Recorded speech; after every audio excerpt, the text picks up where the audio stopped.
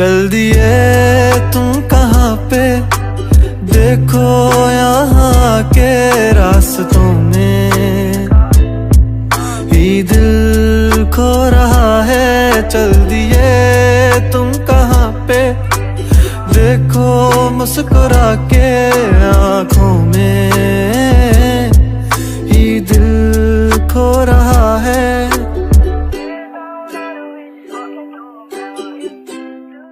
পিটপিট করে চোখ খুলে নিজেকে রুমে পেয়ে চমকে উঠে তে আশেপাশে সবাইকে দেখে স্বস্তির নিঃশ্বাস ছেড়ে তাকালো দাদির দিকে। তেয়ং, তুই ঠিক আছিস দিদি ভাই? দাদির কথা কানে পৌঁছাতেই তে ঝট করে পাশে ফিরে জড়িয়ে ধরে লুসি বেগমকে। লুসি বেগম অবাক হয়ে বলল, কি হয়েছে তে? তুই বাইরে কি করছিলি, তাও এত ভোরে, আর বেহুশ হলি কিভাবে? দাদি, উনি উনি কে উনি? সুগা চিন্তিত মুখে তাকিয়ে আছে তের দিকে। তে ভয়ের কারণে কিছু বলতে পারছে না, ঘাবড়ে আছে অনেক। ইয়ঙ্গি তের ভয়ের মুখটা দেখে পাশে বসে এক হাতে জড়িয়ে ধরে বলে, তুই কিভাবে এই পা নিয়ে গার্ডেনের বেঞ্চে বেহুশ হলি, আর কিভাবে বা এই পা নিয়ে গেলি গার্ডেনে? তে চমকে উঠে গার্ডেন শুনে। সে তো করিডোরে ছিল, আর সেই ভয়ঙ্কর রাক্ষসটা এসে তার সামনে দাঁড়ালো। তারপর কি হলো কিছু মনে নেই তার, কিন্তু সে কিভাবে গার্ডেনে গেল? তে ভয়ে আমতা আমতা করে বলল, উনি উনি আমার সামনে, ওই ভয়ঙ্কর রাক্ষস। তে কথাটুকু শেষ করতেই বেশে এলো দায়নের ভয়ঙ্কর আর্তনাদ। আল্লাহ আল্লাহ গো, কি কোন বড় ভাবি, ভয়ঙ্কর রাক্ষস! আমি বহুত আগেই কইছিলাম আপনাকে এই বিশাল বড় বাড়িতে নিশ্চিত ভূত জিন আছে। সিনেমায় দেখছি আমি এমন বড় বড় বাড়িতে তেনারা নিজেদের আস্তানা করে আর সুন্দরী মাইয়া মানুষকে বন্দি করে। ইয়ঙ্গি আপা, তোমারে কই হুনো, আমার কথা হুনো। তেনাদের হাত থেকে রক্ষা পাইতে তাবিজ কইরা নিও, আমি ভালো কবিরাজ জানি। ভাবিরে কেমন ধরছে, আপনারাও ধরবো। ইয়ঙ্গি বিরক্ত হয়ে বলে, দায়ন আপা থামবেন আপনি, কিসব বলছেন? তে এমনিতেই ভয় পেয়েছে, আরো ভয় দেখাচ্ছেন। দায়ন বিগতের মতো করে বলে, মই হাঁচাই কইছি তেনারা এই বাসায় আছে। ছোট ম্যাডাম, আপনার মাইয়া আমার কথা শুনলো না, হ্যাঁ বিশ্বাস করলো না। দেখেন এইবার ইয়ঙ্গি আপারে ধরবো। ইয়ঙ্গি আপা বড় ভাবির চেয়েও সুন্দরী কিন্তু। ন্যান্সি কিছুটা ভয়ার্থ কণ্ঠে বলল, এই দায়ন, তুমি কি তবে সত্যি বলছো? আল্লাহ, আমার বিউটিফুল ডটার, তুমি কালে গিয়ে তাবিজ নিয়ে আসবা। সুগা এতক্ষণ তের ভয়ার্থ মুখের দিকে তাকিয়েছিল। এসব কথায় মেয়েটা আরো ভয় পাচ্ছে। গ্রামে এইসব মানে বেশি, তাই হয়তো তের মনে এসবের ভয়টা আছে। একে তো মেয়েটা ভয় পাচ্ছে, তার উপর দায়ন আপার কথায় আরো ভয় পাচ্ছে। সুগা এবার বিরক্ত হয়ে বলল, তোমরা থামবে? কি শুরু করেছো? এসব কিছু হয় না। হতে পারে ঘুমে হাঁটার রোগ আছে তের, এটা রোগ হতে পারে। তোমরা একটু বেশিই করছো। এখন সবাই যাও, তেকে রেস্ট করতে দাও, বাকি কথা পরে হবে। তে চট করে পায়ের দিকে তাকিয়ে দেখলো পায়ের ব্যান্ডেজ একদম ঠিক আছে, কিন্তু রাতে গ্লাস পরে পুরো রক্তে মাখামাখি হয়ে গিয়েছিল। তে কাপা কাপা গলায় বলল, আমার পায়ে অনেক রক্ত ছিল। রক্ত? সুগা অবাক কণ্ঠে বলল, ব্যান্ডেজ তো করাই আছে, রক্ত তো ছিলই না। তুমি হয়তো ভুল ভাবছো। তে ভয়ে ধরসর হয়ে বলল, গ্লাস পায়ে পরে আমার পা থেকে রক্ত বের হচ্ছিল, তখন তাৎক্ষণিক দায়ন আপার আর্তনাদ শোনা গেল। রক্ত দেখছেন, মুই কইছি না আপনারা আমার কথা শুনেন না। সুগা বিরক্ত হয়ে আবারও কিছু বলতে যাবে, তার আগেই লুসি বেগম থমকে বলে, দায়ন যা, তোর কাজ কর। তোমরা সবাই যে তার কাছে যাও, আমি আছি তের কাছে। লুচি বেগমের কথাই দায়ন আবার বিড়বিড় করতে করতে চলে গেল। এরপর সবাই বের হলো রুম থেকে। লুচি বেগম তেকে শুয়ে দিয়ে মাথায় হাত বুলিয়ে বলল, এখন একটু ঘুমাতো দে, আমি আছি তোর পাশে। ঘুম থেকে উঠে তোর সব কথা শুনবো, এখন রেস্ট কর, আমি এখানেই আছি তোর কাছে। তে লুচি বেগমের হাত আঁকড়ে ধরে চোখ বুঝলো। লুচি বেগম চিন্তিত মুখে তাকালো তের দিকে। ভোরবেলা নামাজ পড়ে বসতেই মালের চিৎকার শুনে দৌড়ে গার্ডেনে গেলে সেখানে জ্ঞানহীন অবস্থায় তেকে বেঞ্চে শুয়ে থাকতে দেখেছিল সে। তবে কি সুগার কথা সত্য? তের কি ঘুমে হাঁটার কোনো রোগ আছে, কিন্তু বেহুশ হবে কেন? লুচি বেগম ছোট একটা নিঃশ্বাস ফেলে তের মাথায় হাত বুলিয়ে দিতে লাগলো। আপাতত তের সুস্থ হওয়া জরুরি। এই তে দাঁড়া, আরে কথা তো শোন প্লিজ। ফেমিনার ডাকেও তের থামাথামির নাম নেই। জিমিনও দৌড়িয়ে আসছে তেকে থামাতে। এই তে শোন না। ফেমিনা এক প্রকার ছুটে গিয়ে জড়িয়ে ধরলো তেকে। তে বিরক্ত হয়ে বলল, ছাড় আমাকে। জিমিন হাঁপিয়ে উঠেছে দৌড়াদৌড়ি করে, হাঁপানি রোগীর মতো সে বলল, আরে আগে শুনবি তো। তে বিরক্ত হয়ে বলল, ছাড় আমাকে। ফেমিনা চাপটে ধরে বলল, শোন তো। আচ্ছা বল। রেমনের মাঝে খারাপ কি আছে? সেই প্রথম থেকেই ছেলেটা তোকে পছন্দ করে। আমি আর জিমিন তো ওকে একটু হেল্প করেছি, ব্যাস। তে বিরক্ত হয়ে নিজেকে ছাড়িয়ে নিয়ে বলল, তোদের মতো আমার জীবনে ফ্যান্টাসি নেই ফেমি। তোরা হয়তো আমার ব্যাপারে কিছুই জানিস না। আমি ফেমিনা আর জিমিন অবাক হয়ে বলল, মানে? তে চুপচাপ বসলো একটা বেঞ্চে। অতীত মনে হতেই চোখ ভিজে উঠল তার। শুরু থেকে সবটাই বলল তে, এরপর চাইলো দূর আকাশের দিকে। ফেমিনা আর জিমিন তের অতীত শুনে কষ্ট পেল। সৎ মায়ের অত্যাচার নির্যাতনের কথা শুনে বেশ খারাপ লাগছে তার। আবার নাকি বিয়ে হয়েছে কোন জল্লাদের সাথে। তোকে ওভাবে জোর করে বিয়ে করলো শুধুমাত্র তার দাদের কথা রাখতে? লোকটা কি কোনো গুন্ডা রে তে? ফেমিনার কথাই তে তাকালো ফেমিনার দিকে। সে নিজেও জানে না তার স্বামী কি করে, কোথায় থাকে, কেমন দেখতে। সেদিনের পর আজ 5 মাস পার হয়ে গেছে। সেদিন রাতের ঘটনা, পায়ের আঘাত আর দায়ন নাপার জিন ভূতের কারবার মিলিয়ে এতদিন অসুস্থ ছিল তে। যদিও এতদিনে জানে না সেদিন রাতে আসলে কি হয়েছিল, কিভাবে সে গার্ডেনে গেল। সত্যিই কোনো জিন ছিল নাকি জাঙ্কুক নামক রাক্ষস ছিল? এরপর ধীরে ধীরে ভয় কাটিয়ে স্বাভাবিক হয়ে উঠেছে তে। আর এই 5 মাসে জাঙ্কুক নামক মানুষটিরও কোনো খোঁজও পাওয়া যায়নি। দাদি যদিও অনেকবার খোঁজ করার চেষ্টা করেছে কিন্তু পায়নি। এটা নাকি সে প্রায় করে। হুট করে একদিন এসে মাসের পর মাস গায়েব থাকে। এই তে, কি ভাবছিস? জিমিনের কথাই তে ধ্যান ভাঙলো। জিমিন আবারও বলল, এই তে, তোর বরের নাম কি? কি করে, কোথায় থাকে? তে স্বাভাবিকভাবেই বলে, আমি জানি না, দেখিও নি তাকে, তবে নাম জানি। কি নাম রে? ওনার নাম জিয়ন জাঙ্কুক। এদিকে ফেমিনা আর জিমিন হতভম্ব হয়ে তাকিয়ে আছে। জিয়ন জাঙ্কুক? জিয়ন জাঙ্কুক? Like seriously? এটা কিভাবে সম্ভব? দেশের নাম করা বিজনেসম্যান জিয়ন জাঙ্কুক, যার পেছনে মেয়েদের লাইন লেগে থাকে, যার চোখ জোড়া হাজারো মেয়ের ঘুম কেড়ে নেয়, সেই জিয়ন জাঙ্কুক? যাকে শুধু টিভি, ম্যাগাজিন আর নিউজ পেপারেই দেখা যায়, সেই জিয়ন জাঙ্কুক? ফেমিনা এক প্রকার চেঁচিয়ে উঠল, এটা কিভাবে সম্ভব? তুই কি সত্যি বলছিস? জিয়ন জাঙ্কুক? তুই জিয়ন জাঙ্কুকের ওয়াইফ? তে ফেমিনার চেঁচানো দেখে ভয় পেয়ে হকচকিয়ে বলে, কি হয়েছে, তোরা চিনিস ওনাকে?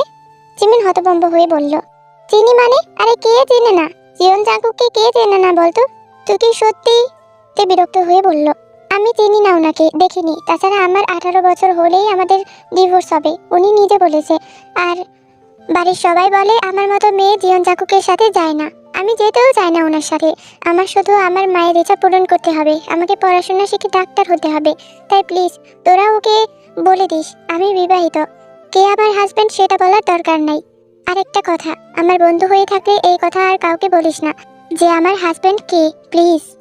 জিমিন ফেমিনা তের কথায় তখনও হতভম্ব হয়ে আছে। এখনো বিশ্বাস হচ্ছে না যে জিয়ন জাঙ্কুক তের বর। তে জিমিন আর ফেমিনার অবিশ্বাস্য মুখটা দেখে ফুস করে একটা নিঃশ্বাস ছাড়লো।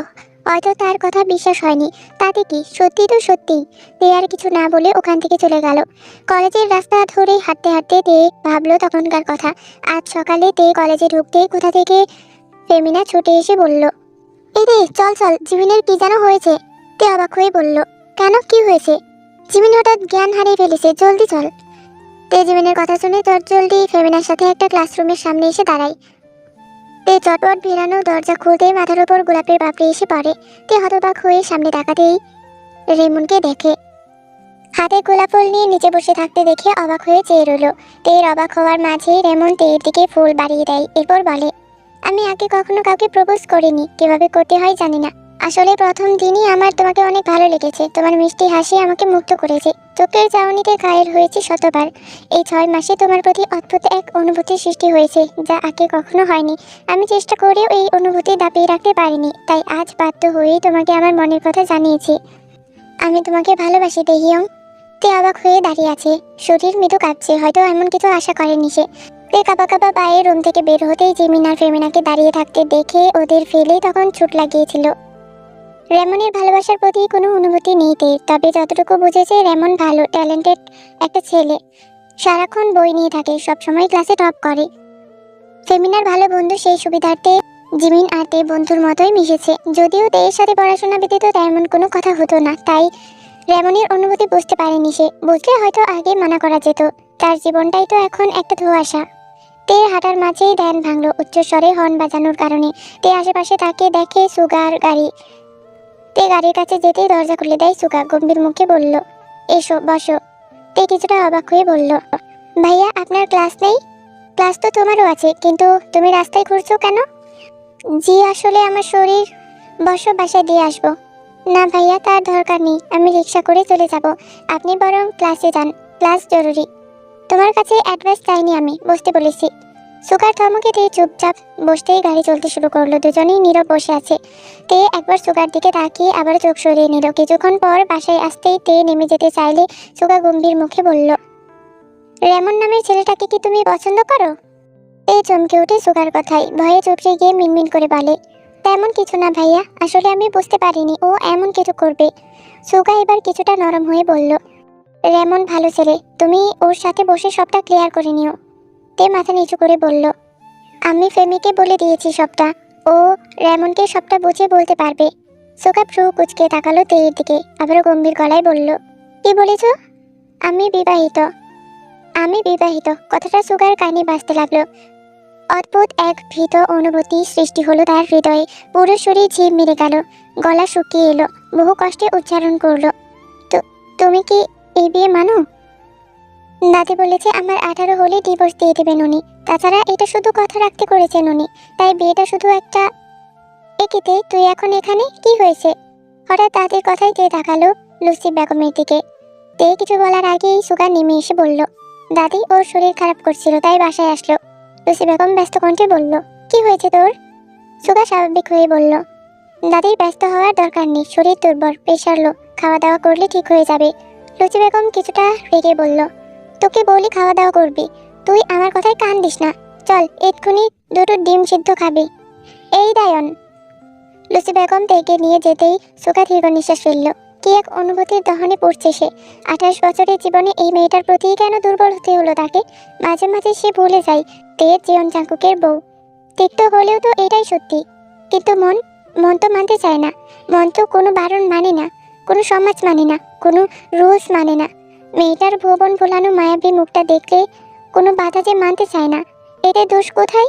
সুগার আগে গাড়িতে দুটো লাথি মারে, আবার গাড়িতে বসে চলে যায় সে। সময় এমন একটা জিনিস যা হাজার চাইলেও ফিরিয়ে আনা যায় না। আবার সময়কে ইচ্ছে মতো আগেও করা যায় না। সময় তার মতো চলে, তার গতিতে চলে, কারো কথায় আগেও না, কারো কথায় পিছেও না। তবে জীবনের সঠিক সময় না আসলে কিছু কাজ অসম্পূর্ণ থেকে যায়, আবার সেই কাজ সম্পূর্ণ হয় সঠিক সময়ে।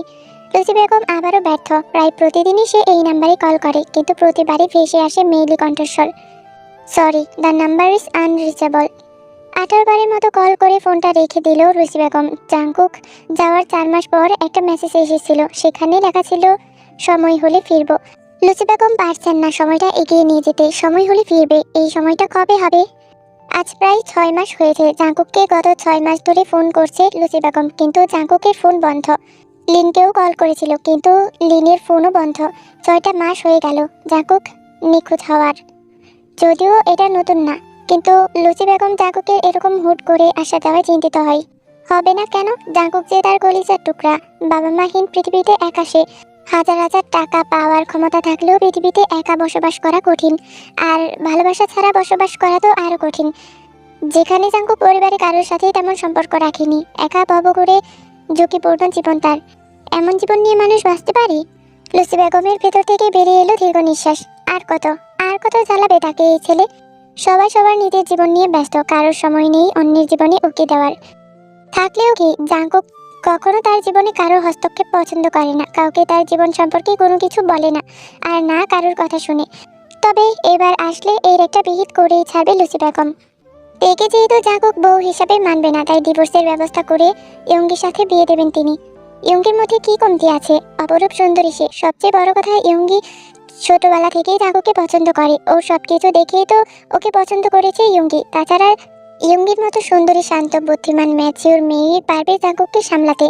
সব ভেবে আরও দীর্ঘ নিঃশ্বাস ফেলল লুচি বেগম। কয়েকদিন পরেই ইয়ঙ্গির 20তম জন্মদিন। বিশাল বড় আয়োজন করা হবে। জীবনবাড়ির একমাত্র মেয়ে বলে কথা, এখন থেকেই প্রস্তুতি চলছে। তবে জাংকুক আসবে কিনা তা অজানা। জীবনবাড়ির চারদিকে ছড়িয়ে পড়েছে আয়োজনের ধুম। ন্যান্সি সবেই এসেছে শপিং করে। মেয়ের জন্মদিনের জন্য সে অনেক শপিং করেছে, সেটাই দেখানোর জন্য সবাইকে ডেকে এনেছে বলতে গেলে ভুল হবে, এক প্রকার টেনে এনেছে। সুগা কিছুটা বিরক্ত হয়েই বসে আছে। স্টুডেন্টের পরীক্ষা খাতা দেখতে বসেছিল সে, কিন্তু ন্যান্সি তাকে জোর করেই টেনে এনে বসিয়েছে। ন্যান্সি খুশি মনে ইয়ংকের জন্য নিয়ে আসা রেড গাউন বের করে সবাইকে দেখালো। অসম্ভব সুন্দর একটা গাউন, বিশাল ঘের দেওয়া, বলিউড তারকাদের মতো। ইয়ংগিরও অনেক পছন্দ হয়েছে। ন্যান্সি খুশি হয়ে বলল, এই তে দেখো তো, এটা তোমার জন্য। তে অবাক হয়ে বলল, আমার জন্য? হ্যাঁ তোমার জন্য। পছন্দ হয়েছে? তে তখনও অবাক হয়ে তাকালো ন্যান্সির দিকে। ন্যান্সি সে তো খুশিতে গদগদ হয়ে বলল, খুব মানাবে তোমাকে। আপনাকে ধন্যবাদ। শোনো, আমি পার্লার থেকে মেয়েকে আসতে বলেছি, ওরা আসতে তোমাকে সাজিয়ে দেবে। না না আন্টি, আমি সাজি না ওসব। তো কি হয়েছে, সাজবে, আর কোনো কথা না। কালকে তুমি এই ড্রেস পরে সাজবে। তে একটা দীর্ঘ নিঃশ্বাস ফেলে সম্মতি দিল।